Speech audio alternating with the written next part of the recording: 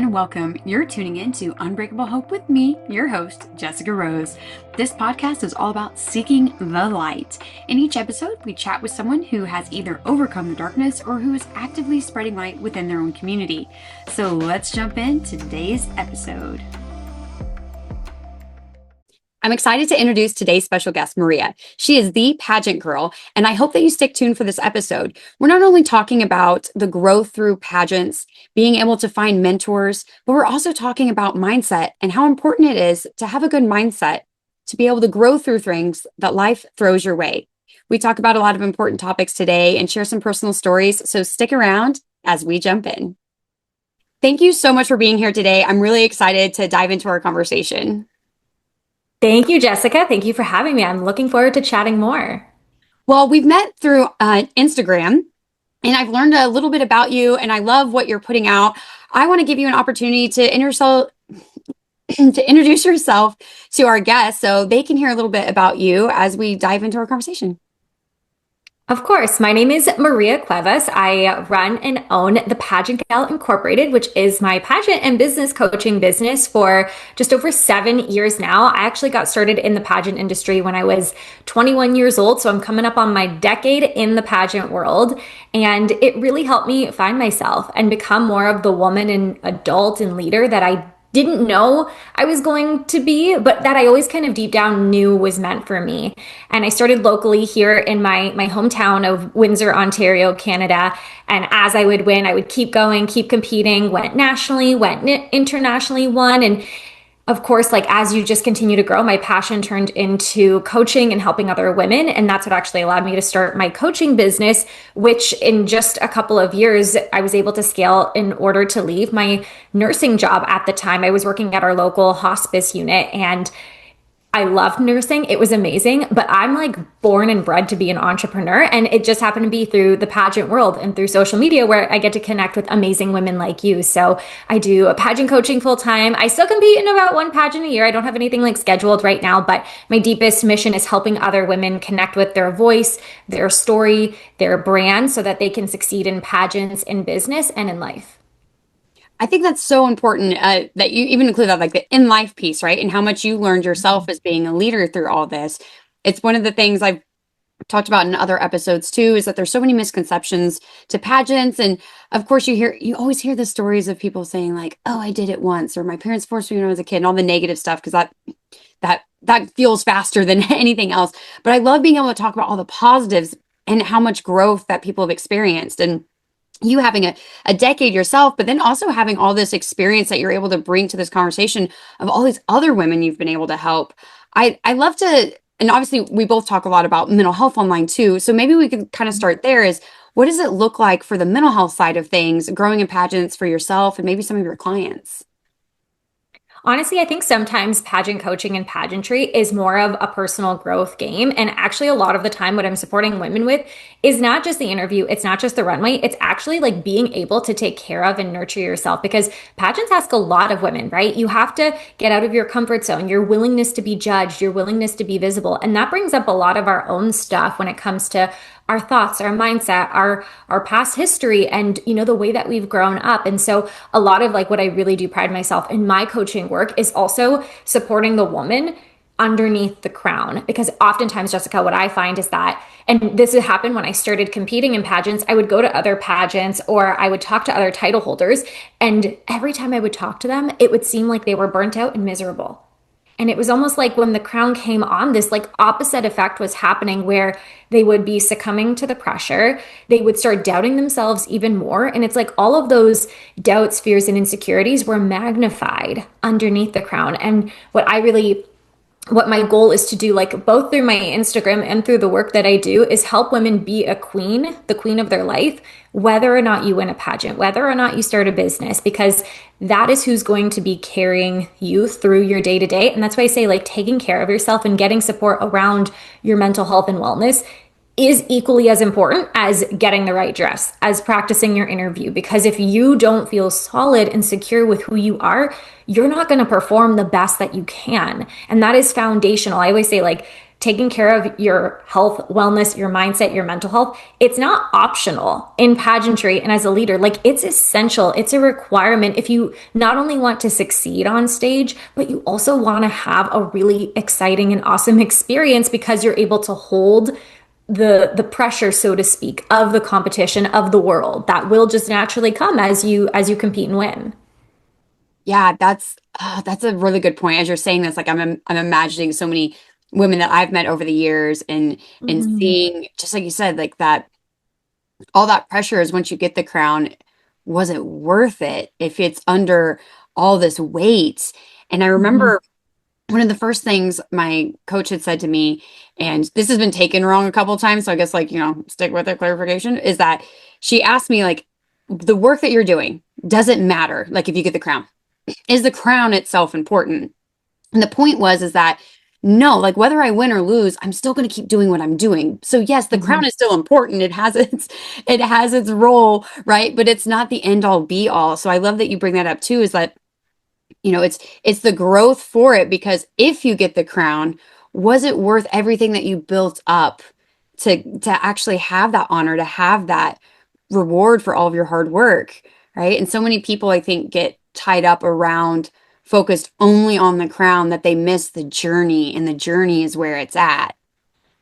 Mhm. And I say nobody wants to win more than me. I promise you. Like, I want to win every make sure that you're winning and actually doing something that you really enjoy with the reign and with the title. And it doesn't make sense to put in so much hard work if you can't sustain it throughout the year. And you're never going to be doing as much work, as much discipline. Like, I remember the days when I used to meditate 2 times a day and work out 2 times a day. And I was doing training and coaching and working and all of the stuff. Like, you don't have to be at that 100% dial turned up. But on the other side of the pageant, win or lose, you don't want to turn all the way down to zero. You want to find that baseline where you can come back to your normal and not feel like you've lost yourself in the process. And that's what I feel like I see happens a lot more with pageant women. It's that pageants are supposed to help you find yourself, but a lot of women lose themselves because they're looking around at what others are doing, or worse, looking at their own self and just constantly saying, I'm not doing enough. It's not enough. I need to be doing more. And they're setting themselves up for failure even before they've had the chance to succeed, because they're never going to be able to reach that pedestal of the crown that they put up there and of queens, because they feel like it's something they have to achieve versus it being something that they just get to become. I love that. That's so beautifully said. It reminds me of one Mhm. of my pageant sisters too. My first time meeting her, she was very standoffish, and she admits now, where she says, yeah, she kind of came into it as a competition. Like these people, I'm competing against them. And I like through that, right? You naturally, if you're competing against somebody, you're kind of comparing them to you, right? Mhm. You're building up these walls. And the next competition that we had done together, I could tell that it was no longer where she felt this like threatening presence of like we're competing, therefore I'm comparing, to Mhm. we're all here on this growth journey, but I'm doing my best with what I have. So I loved getting to see that bit of growth and balance with hers. It's like she took the whole journey and grew through it and recognized that all of us were on this growth journey. And I think the other thing, as you were saying, you were talking about like sustaining for the year, right? Because if you build up, you build up, you build up, you compete and you win the crown, you still have that other year that you're now representing under that Mhm. crown. So making sure like what is your plan, and can you actually fulfill that plan? Because I've heard some women, some of the things they come up with, I'm like, hey, that's a lot. Like, go for it, good on you. And then other people I talk to, I'm like, oh, you didn't even think about that there's a whole nother year Mhm. after this if you win.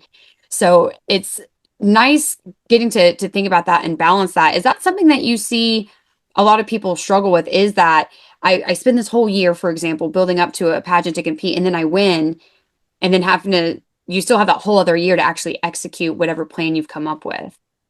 Yes, I say that the work begins when the crown comes on. Like, that's actually when, like, the competition and preparation, the rubber meets the road. And not a lot of women are thinking about it. And here's the thing, if you've signed up for a pageant, you got to consider that you might win. Okay. Even if your intention isn't to win, even if you think you are the least qualified person, if you've entered, you might win. And therefore, you should be thinking about that end destination, about that end reign. And I actually created what I call a legacy plan for my clients, where it's you actually building out your 12-month, what I call your title holder vision board, mock vision board of what you'd want the year to look like. That way, when you actually get the title, day one, you're not twiddling your thumbs going, I don't know what I'm going to do. You have your own plan of action that you can put in place. And more importantly, set your own expectations of what success looks like, because there's nothing worse than getting the crown and then feeling like you're playing what I call whack-a-mole, going to all these events, going to all these appearances, doing all these photo shoots, but it's like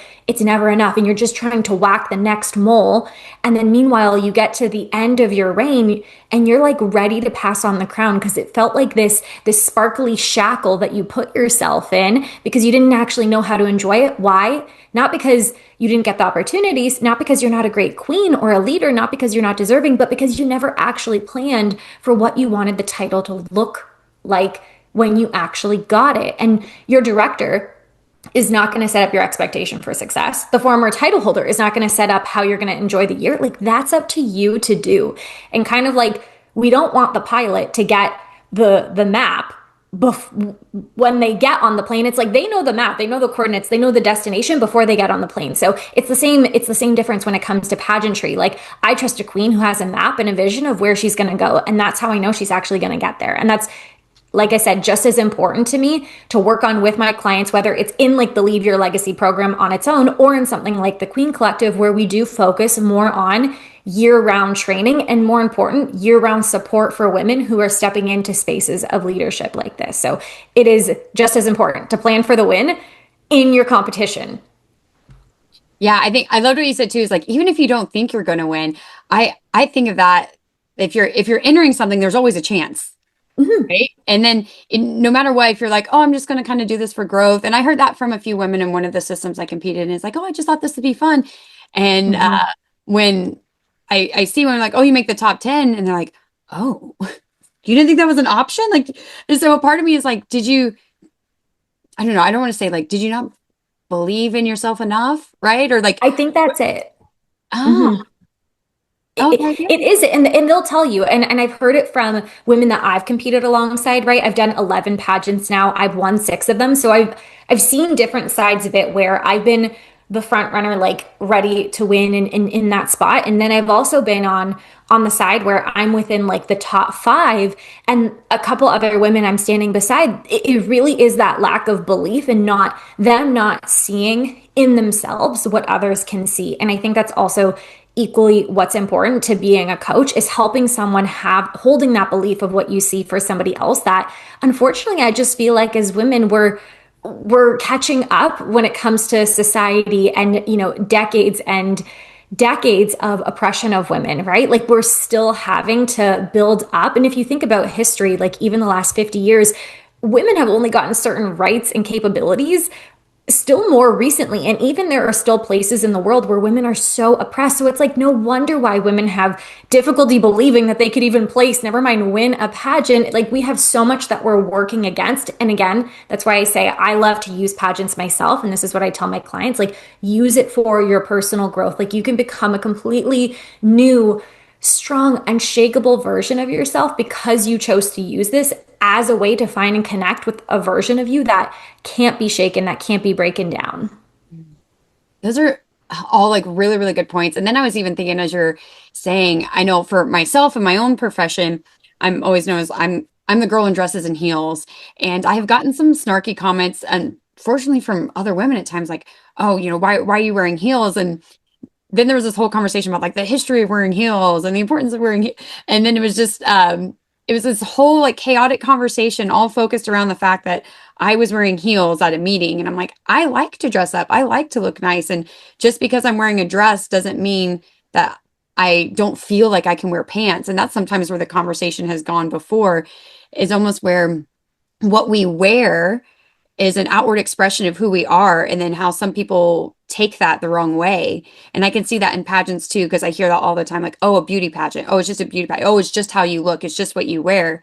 I'm like, no, I don't feel that way at all, but I do like dressing up and I do like wearing a lot of the things that I wear when I go to pageants. But why is what I wear put a value or sometimes a negative value on who I am as a person.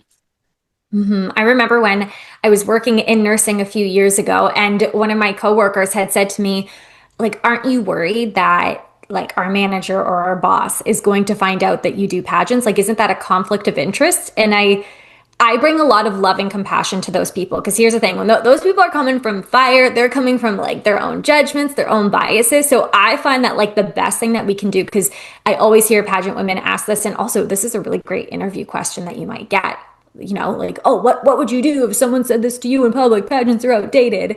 And my thing is, I come with so much compassion and just like loving education. And immediately, like these people's walls just like fall down. They're like, oh, tell me more. So I think that's an important thing we can do as pageant women. But I had again offered a lot of compassion to her. And I said, I get where their pageants can get a bad rep or a bad stereotype, but I've raised close to $30,000 for various charities. At the time I was the vice chair of one of our local nonprofit organizations that does amazing work in the community with kids, both at the local and national and international level. And I just started explaining to her, like it's not a lot of just models in swimsuits, which by the way, that's okay if it is, but it's also a lot of women who are building up their confidence, who are giving back to their communities and telling them about the scholarship opportunities, the career opportunities. And all of a sudden, this misunderstanding came with curiosity and asking questions of, oh, well, tell me more about that. So what have you done? Oh, wow, that's actually a really cool thing. And then suddenly it becomes,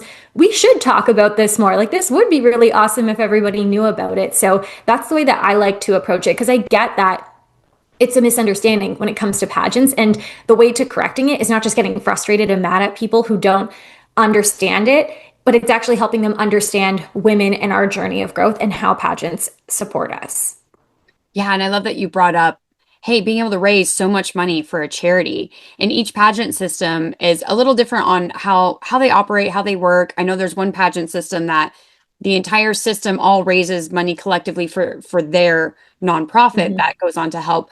And that's the part that I think a lot of people they don't see, right? They see like, Mhm. oh, you're in the swimsuit and you're walking in the beautiful pictures with the hair, the makeup, but they don't see all the groundwork and the potential to be able to really change not just individual lives, but I think of like change community lives with like what you said, just raising money for an organization that's already doing good or starting an organization to be able to spread more. And for me, it's spreading more love and hope, right? Like, how can we get more people to talk about love and how can we get more people to focus on the light and focus on the hope and being able to really change and impact communities and future generations? And I think there's so much positive stuff about pageants that I love your response to that is okay, how can we talk about where people are more curious too and wanting to know more and then turning into a supporter of them.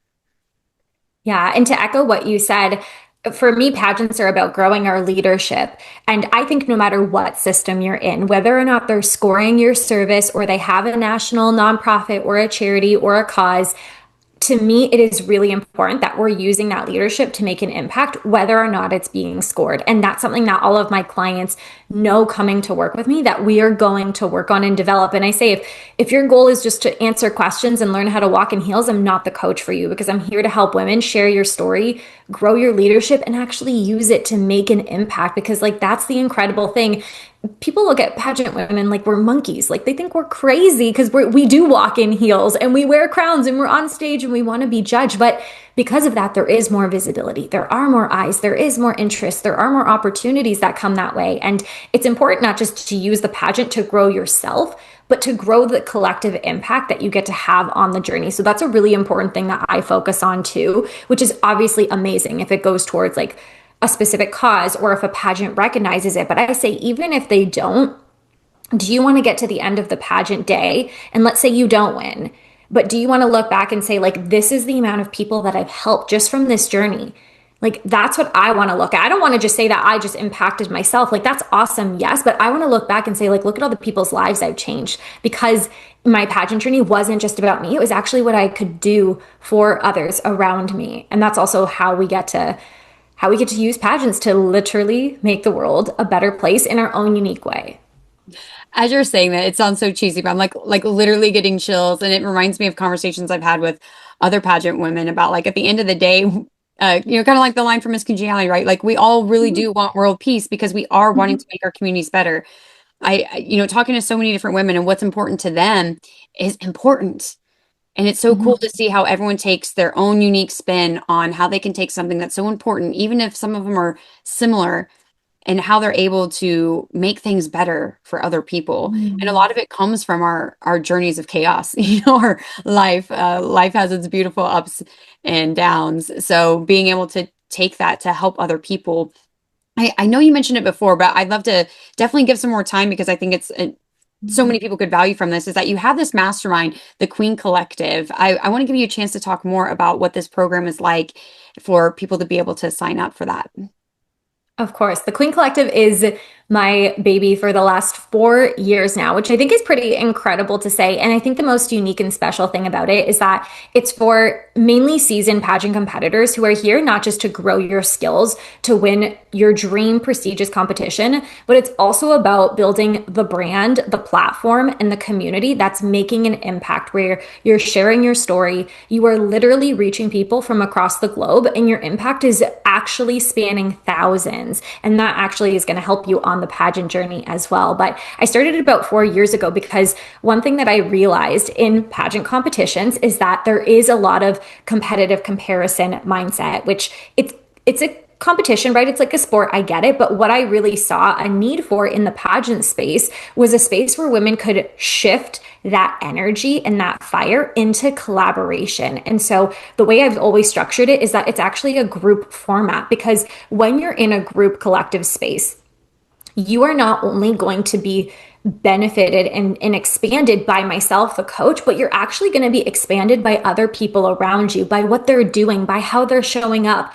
And what's also going to happen, not only does it make you, it's like this healthy competition, but it also helps your mindset because now you're not looking at other women online comparing them. You're in the room with them and you see that even the biggest leaders, even the most like fierce woman on social media, she has doubts. She's going through things. She's asking questions like, how do I do this? And it just humanizes other people around you. And so when I started the Queen Collective 4 years ago, again, it's had its evolutions over time, but we always meet multiple times per month. There's always a monthly mock interview. So don't worry, my pageant gals. I'm always going to make sure you get interview prep. But then there's also weekly feedback on different areas of competition and mindset and platform every single month. And what I noticed and what I actually went back and we tracked the data of it over the last 3 years, because the first year was kind of like a little bit of a whammy like test year. Over the last 3 years, 75% of the women who were in the Queen Collective placed in the top five or won their pageant. Which like that's amazing. I love like the pageant stat, but think about what that actually says about like how the women are building up themselves and each other. And Yeah. I get that pageant has like I know you train and you work with a coach and I know everybody and their mothers like I just need a one-on-one coach. Like I just want to make my introduction or I just want to make my runway or review my wardrobe and I get it 100%. And I think we're missing a bigger opportunity to actually like really explode and expand our impact. And then what's awesome too, because you're in this group of elite season competitors who love pageants, who are showing up, who are posting online, who are building movements, who are, busting their limits that the world puts on us, they collaborate and work together on different initiatives and then expand and explode their impact even more. So I've had clients run events together, travel together, support each other in their pageant prep. Like there's so many incredible benefits to it. And I know that you'll link the details below, but we are open for enrollment and it is a 6 month, but we do have a 12-month option too, because women have been in this space for going on more than 3 years now. Even though like they compete in one pageant a year, it's that collective support and space every single month that they get that they don't care if they're competing in a pageant or not that year. Like they want the consistent support, feedback, and growth that the Queen Collective offers. Yeah, I mean that goes back to so much that we've talked about, right? Is first of all, like you're leading up to competition, but then when you win, you have that whole year afterwards. Mhm. And also it's not necessarily about the crown, it's the work that you're doing, it's what you're growing, it's building the legacy, like you had said. So focusing on all this deeper meaning and growth, not just for self, but for service through pageantry. So you're getting together a group of women who are like-minded and want each other to Mhm. succeed. And I love a good collaboration. I think that's where we're really going to grow and be able to push different things. And I've loved being able to share so many women who have come on and being able to share what they're doing, even though they've gone through hard times in life, is that, hey, I went through this hard time. This is what I'm doing to try and change that for other people to not have to go through this hard time. So I think it's Mhm. great to speak more about that, collaborate with more people, and have this space to have those like-minded women to say, hey, we're leaders in our community and we want to empower more leaders in our community. Because I think at the end of the day, like what you had mentioned before, right, is there's so many countries that don't have the same rights or are still Mhm. fighting for women's rights. Or you look back and you're like, that really wasn't that long ago. Yeah. To be able to say, let's raise up other Mhm. women to be able to do and achieve these amazing things for their communities. Because I like to think we're born to serve, we're Mhm. to make this a better place. And just what a gift it is it that we get to invest in ourselves, that we get to grow, that we get to there's a quote recently. It's like what a gift it is that we get to work hard for our dreams and actually go after them. And even if we think about the women who are in our communities or in our own families, like how many of them talk about their dreams and goals, but never actually have the courage and belief to go after them and to be able to do that and to invest in yourself. And I say, you can buy new dresses, new wardrobe, and the next new thing. There's always going to be a trend coming out, or you can invest in yourself and who you're becoming and the support that you have. And yes, on a tactical, tangible level, of course, like when you win a pageant, we can still talk about sponsorships and your social media and then monetizing and speaking and all of those things. But on a deeper level, it's like making sure that you're connected to your bigger vision and resetting that and making the plan so you're not just taking action but asking yourself like is this really what I want, like is this what I'm being asked to serve and to do on a bigger scale? Does this align when challenges come up? Do you have somewhere to turn? A lot of us don't, right? Our families don't always understand pageants. They support us, but they might not fully get it. And that's where having your own mentorship and support, for me, at least on my journey, that's when I lean in the most. When I'm going through tough things or when I have doubts or I'm uncertain, I lean into mentorship then, not just when I have a question about my wardrobe or my interview. It's when I'm really going through things that I need to plug in so that I stay pulled in and moving forward. And it actually helps you overcome some of those more like hard times, challenging or doubting moments even faster. Oh yeah. And I definitely, you're saying that kind of giggle because I have a lot of friends who are very supportive and they're very much so like, I would never ever. And They're I'm like, you do it, but I'm not gonna. yes. So it's a whole different level of support. And a lot of my friends too, they work very traditional. They're either in traditional government jobs, traditional like corporate jobs. So even being an entrepreneur and own my own business, sometimes it's like, oh, well, I could go to my friends and they're going to support me, but they're not going to have that mentorship, as you're saying, they're not really going to have that guidance. Right. It's just like when you go to your friends and it's like, am I mad with you? Are we getting the pitchforks and fire? Or am I like, am I just listening? What kind of friend do you need me to be? And sometimes it's like, I need you to be the friend where I can come at you with the hard stuff and be able to come back. So I love how you're framing that too. Like it's this mentorship of women coming together to really help support the growth and you're on similar paths. They just look a little different.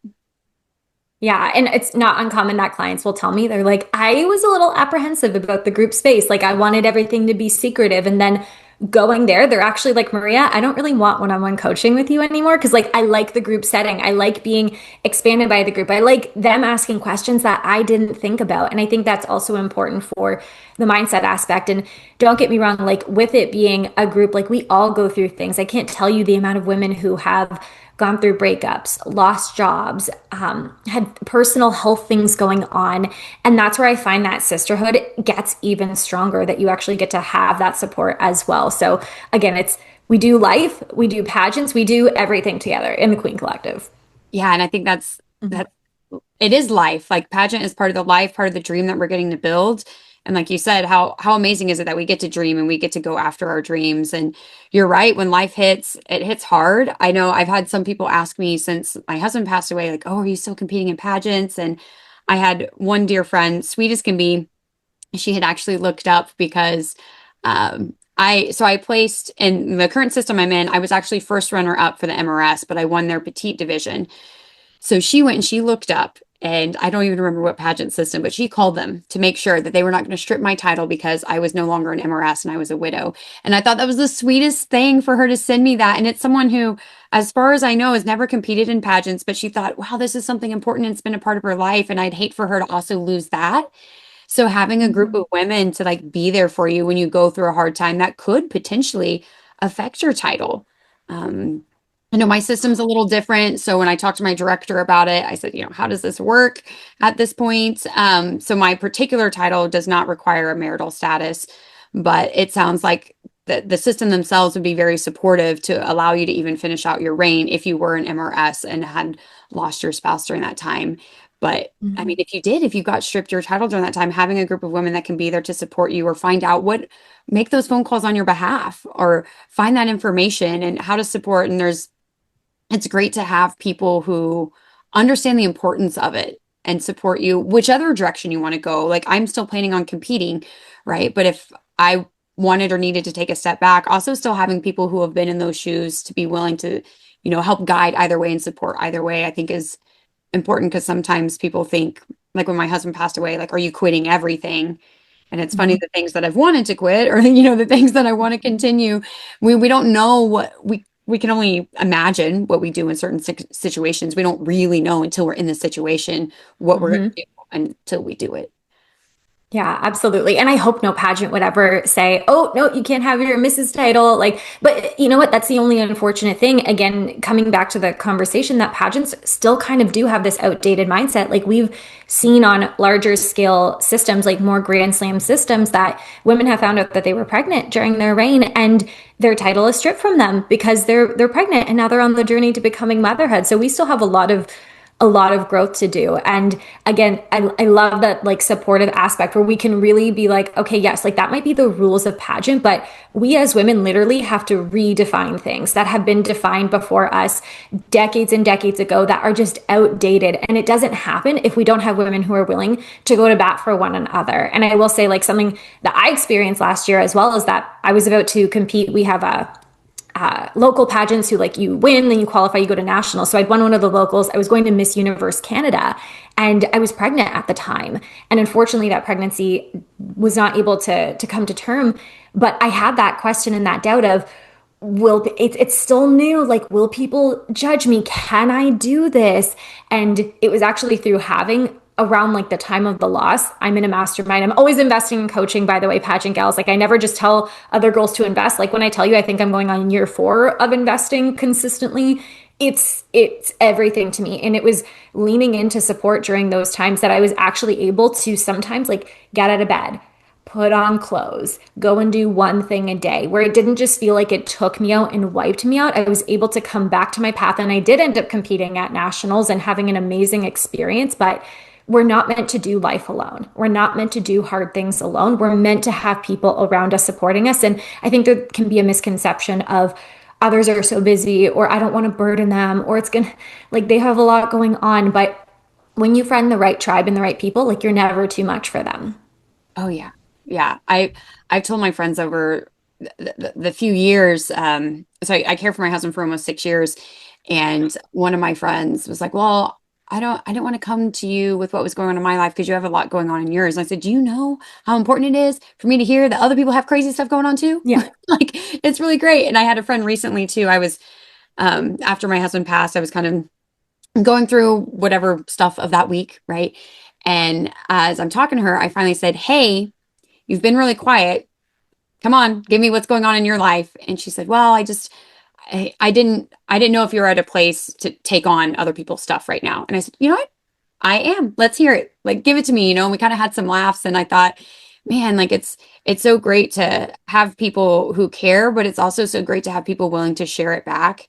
So I think that's Mhm. always my thought when that comes up a lot, like, like, oh, I didn't want to burden you, or, I didn't want to put it on your heavy plate. Sometimes it also just helps people with heavy plates feel normal or Mhm. feel not so alone. Like, obviously, it was different stuff. My friend wasn't talking about losing a spouse, but it was something else where it was very human and there's emotions Mhm. going into it. So knowing like, hey, I can share these human emotions with somebody else, even though the circumstances are different.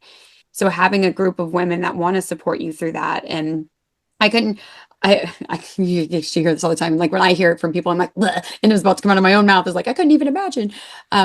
Like competing and finding out that you're pregnant and then not being able to have the child and still continuing to competing. Like that sounds like a lot of, a lot of different layers of stress and emotions in that.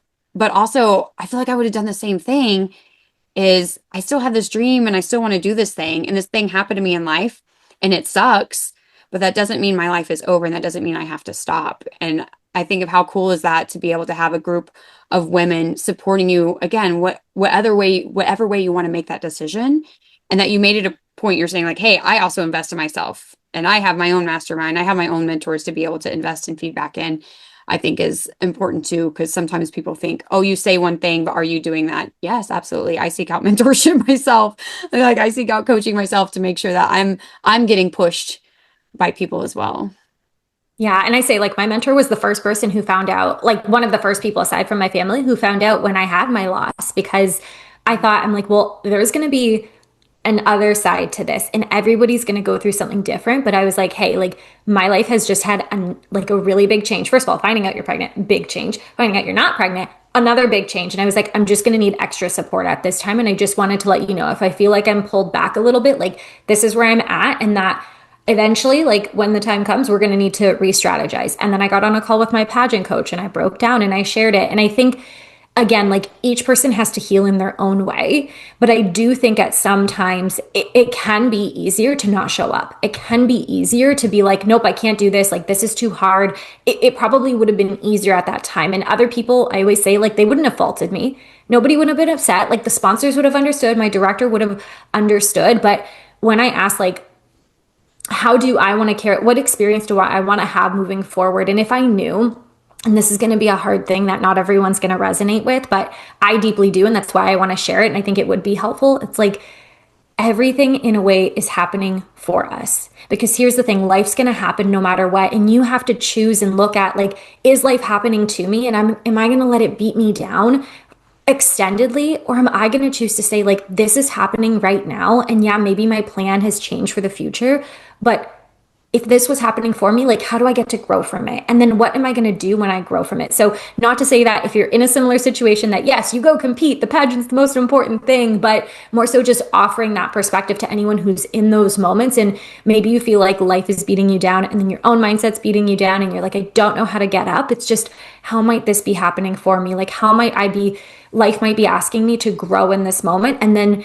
let that be just a shift that gets to make you even feel 5% better and move forward with a little bit more hope and grace for what you're going through. And if it leads you to still competing or changing divisions or delaying, like there's no right or wrong to it, but it's just how are you able to get back up and find your way in your own time.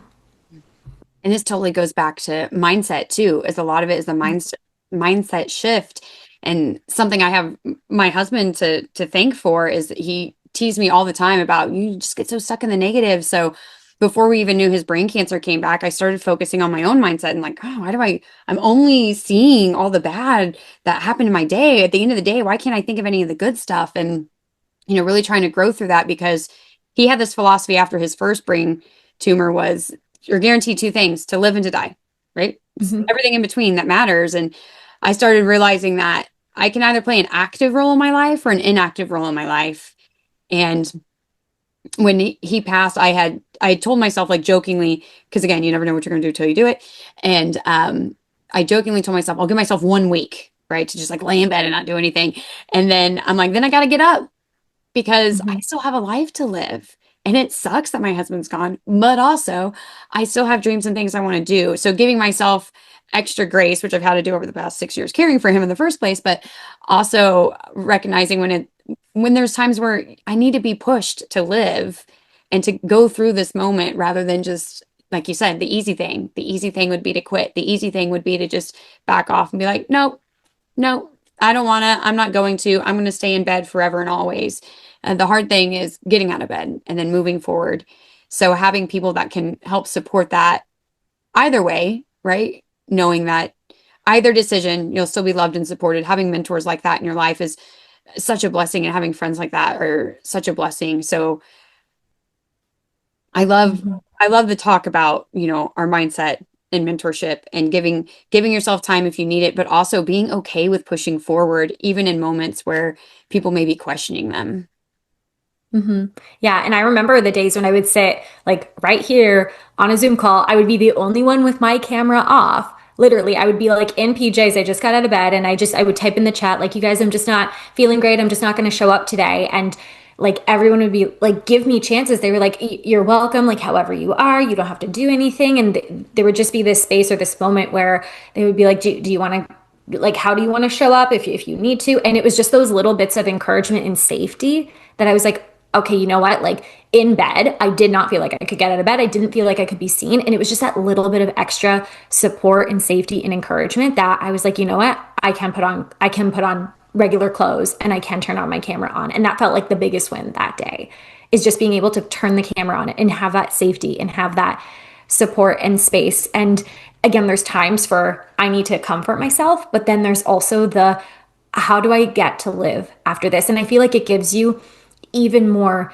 meaning about living. And that's what I thought when I used to work as a hospice nurse. Like every day taught me so much about living life. And I think that's why I have, in a way, maybe like a more blissful perspective or just not even optimistic, but I love life and what I get to live and what I get to do. And we don't get to choose our circumstances that happen to us, our cards, but everybody goes through their hard. And I will say I'm 31 years old now. My heart is just hitting like over the last year. I say I turned 30 and it really did start to go downhill. But because of this perspective I have, I feel like I am able to handle things and navigate things with a lot more compassion, with a lot more grace, and that I'm able to still do a lot of things like grow my business, host retreats, have 10, 20, 30 women in my coaching programs and in my care and my support, and I don't have to like just stop it all and burn it all to the ground. Like I'm able to hold it all because of that. And so I'm proud of you too that you're able to still show up for you and do the things that you want to do and still have this platform too where you're helping other people share their story and other people like collectively listening and just realizing like, oh, I get to go through hard things. Like we all go through hard things. How am I going to like actually I think success is like how do you hit hard things but still decide to keep going anyways is really what I like to think.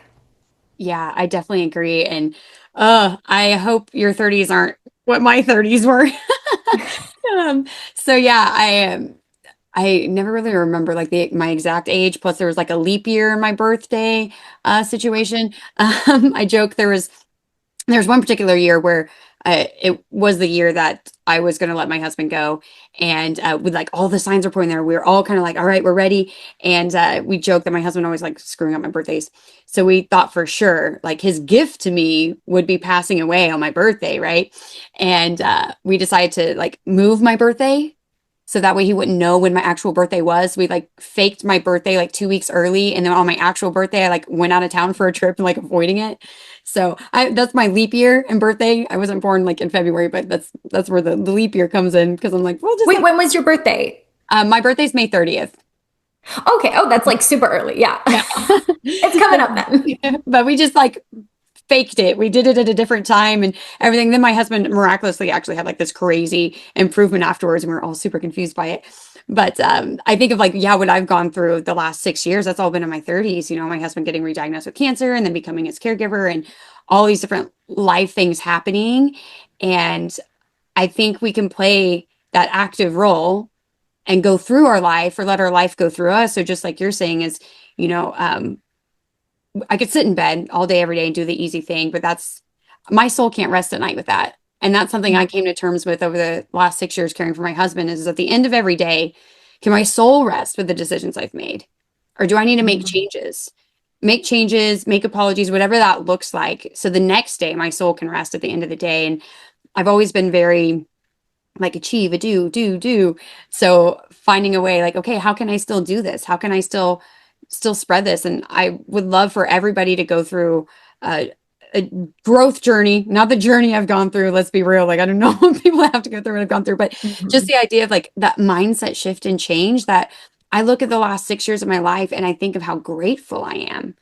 There's so many things that I'm so grateful for, even through all the really terrible, awful things that I went through. It's still so beautiful because that's the part of life. And I was actually going to ask you and wonder is how much of being a nurse, especially a hospice nurse, kind of shaped and supported your mindset and your growth journey as well. A lot of it, I think, was specifically being a hospice nurse. I was a nurse for 7 years. For about 4 years, I did a mixture of like pediatric, mainly long term care before I went to hospice. And that really shifted everything for me because, and it's so funny because people like my friends and family, they knew what I did, but then they were like, so people die every day? I'm like, yes, people die every day there. That's what we do. And then, we get new people and then it happens again. It's you have to be, I will say, you have to be a special type of person to do that type of work. And I am probably the weird one because I really did love it because there's most of our life, it's like we're just trying to get better. Most of our life is like we're just trying to heal and be the best. And it's like if you're sick, you find a way to get better. And there comes a point in time, like in palliative care, where it's not about be better, do this, do that. It's just like let yourself be. It's like we're not trying to fix anything. We're not trying to change. We are trying to be comfortable. We're trying to be peaceful. We're trying to enjoy so that you can move on into the next phase of life. And that really did change who I am, and seeing families still go through that grief process and being able to support them and being there for them. I actually found it was the easiest type of nursing that I ever did. Ironically, again, very hard still for a lot of people, but easier for me, like as a human, to be able to leave each day and say, it could have been a hard day and there were busy days and it was chaotic and it was crazy and I would work days and nights and 12-hour shifts and weekends and holidays, but every time I would leave with that perspective of like what a gift life is that we get to live. And we never know like when things are going to happen or what's going to happen, and just how many people stress and worry and we get upset and we hold on to little things, and life is so fleeting and so quick. Like, how are we actually making meaning of our life? And again, like that's so deep and so big for like, I think I started there when I was like 25, but like I think I was meant to work there to have that perspective to now bring that into the coaching work that I do. And that's why it's not just single sessions, interview, and runway. It's really like offering women this perspective of life. If there were no limits, what would you actually get to do? If you didn't have to have the experiences of like end of life and loss or hitting rock bottom, it's like, how would you just choose to live and to be? And I think we need people who are those expanders, who open up our mindset, who open up our perspective, and who question and just ask those things so that we can step into that potential, into that strength, and into that more per se. And one other thing I had to say, I love the way that you said it. You were like, so much of us are just like do, or if I'm going through a hard time, like how do I just get back to doing? And I had a mentor once who taught like life is actually a dance. It's do, take the action, but it's also be. And like, how can you be compassionate with yourself? How can you be loving? And so life is actually do, be, do, be, do. It's literally a dance. It's like a melody almost, that we're not just supposed to do one or the other. It's a mix of both. Yeah, I love that. Not like that tune's going to stick in my head, the doobie doobie doo. I love that so much because I Mhm. think that's something, personally, it was something that I struggled with for years. And because of my husband, he was the one really teaching me, like, slow down, slow down, like, just sit here. But he was also the one that would, like, just sit here and do nothing but watch TV all day. And I was like, oh, that I can't do. I like, maybe I'll watch like a show with my laptop out, You're like, let me be productive. I'm the same way. we joked our definition of quality time was very different, and um, or just even just drinking a glass of wine and watching the sunset and really embracing those small moments. And I think that until people are faced with it, I say this a lot with like gratitude because I've heard the term, like toxic gratitude thrown around. And I think I'm not telling you to be grateful for the breath in your lungs. I'm just saying to find the things to be grateful, because if I tell you to be grateful for the breath in your lungs and you've never had it taken out of your lungs or never seen it taken out of your loved one's lungs, you're not really gonna like have that deep gratitude for that. And you have to grow it. You have to grow that mindset because negative is natural. We want to protect ourselves, right? Mhm.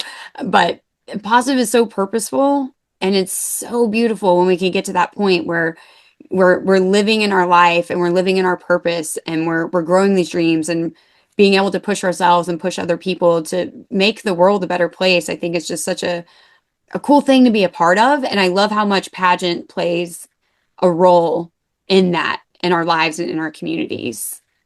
There's a phrase I like to say, what you focus on grows. So if you focus on the negative, that's what you're going to notice more of. But if you focus on the things that you have to celebrate, and Here's the hard thing to realize is that there's always something to celebrate. There is always something to be grateful for. And I've definitely got the toxic positivity comment before, but I'm like, well, if that bothers you, if being able to find the positive and find the light and not making it mean that you can't go through hard times, if that's hard for you, like that's your invitation to grow. And that's why every single Friday in my programs and in my one-on-one in the Queen Collective, like we do weekly celebrations and it's not always like, tell me about the sponsor you got or the pageant win, but sometimes it's just like, how did you grow? How did you show up? What lesson came up? And it's offering those every single day, every single week moments of what wins are you having? Because there's always wins to celebrate, not just on stage, but in your day-to-day life. So I am gratitude. You can't feel negativity and you can't feel complaining and gratitude at the same time, right? Like, so choose gratitude and you'll have a different set of values and perspective going through life when you choose to focus on like, how is life happening for me and what do I get to be grateful for? Yeah, I think gratitude is just so important in our lives. And when we train our mindset to look for the light, it really helps us through those dark times, like we've talked about, is it's that shift in our mindset. It just helps us to live so much more fuller. And gosh, I feel like we could talk all day, especially because this is like one of the reasons why I love connecting with you online and following your stuff. And I feel like there's so much that we have in common. I definitely want to give you a chance if there's anything we missed to cover today, or if you have some final thoughts, and obviously encourage everyone to check you out. Your links will be below as well. The final thought that I want to say for every woman, whether you're in pageants or not, is just to realize that life is meant to happen for you and it gets to be so much bigger and so much better than it is right now. And at any point in time, you get to decide how you want to move forward and how you want to become unbreakable and use the experiences that you've had in your life, not to hold you back, but to actually catapult you forward into whatever happiness, goal, or dream that you have. And if that's all you take away from this, but I know you're going to have so many more takeaways because this was incredibly valuable, use it to live life even more fully, and just notice how everybody around you elevates and improves. And that's really like the queen of your life model. It's be the queen, decide that that is who you are and what you're meant for, and life will unfold around you in that way. I love that so much. And I love that you brought up being unbreakable for Unbreakable Hope. Thank you again so much for all of your time, your energy, your insights. I'm so grateful for there we are talking about it, right? I'm so grateful to have you as a guest and being able to share this important topic with others. Thank you for having me, Jessica, and thank you all for listening and tuning in. Thank you, listeners, for tuning in. If you found this episode inspiring, please share it with someone you never know who needs more light in their life. May this serve as a reminder that there's always darkness in the world. Do not let it consume you. Always seek the light. Please take a moment to do the good old subscribe, rate, and review. Your support means so much to me, and it helps me spread more light and love. Until next time, be kind, be loving, be human, and don't ever let anyone steal your hope.